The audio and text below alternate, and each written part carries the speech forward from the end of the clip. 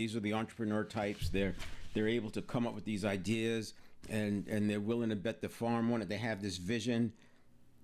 It's like they're systems thinker, deeply curious. They thrive on the ambiguity. They love the challenge. They can hold risk without getting off track. Visionary, right? That's the space designer. And maybe a question that they use is what's possible. Then the next one we have is space fillers.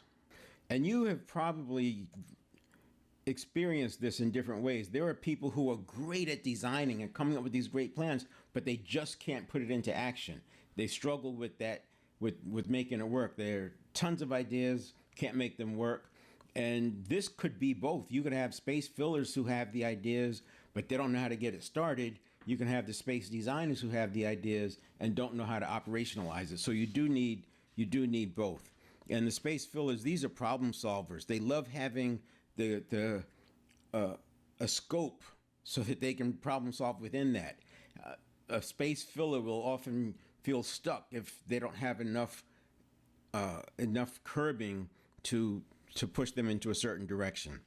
They like the constraints, but they also like the freedom of action, and they're going to be looking for improvement. So if you think about that part of the curve where I was talking about, this leverage stage, it's going to make sense to have space fillers in this leverage stage.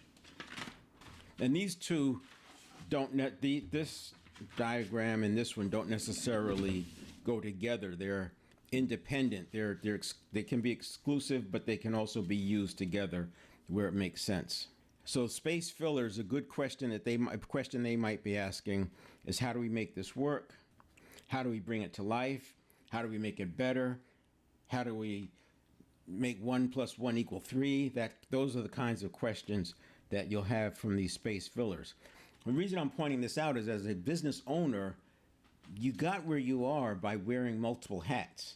Some hats you wore better than others, but it didn't really hurt you because all the marbles were not on the line. You were moving and shaking. Things were moving so fast that speed was more important than perfection.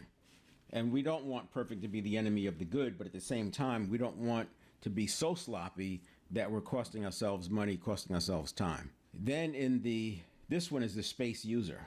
The space user loves to have everything tidied up. This is operational person. Just tell me what I need to do. Widgets in, widgets out. They don't get bored. They love the routine. They love the precision and the focus, and it keeps them grounded.